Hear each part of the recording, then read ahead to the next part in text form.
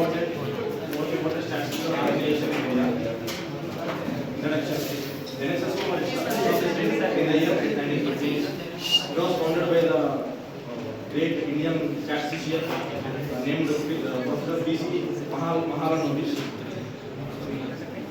The main aim of NSSO is to provide reliable and accurate socio-economic data to the government of India.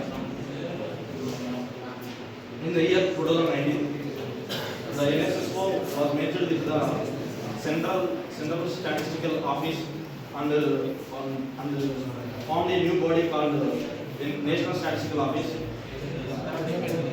under the Ministry of Statistics, Program Implementation.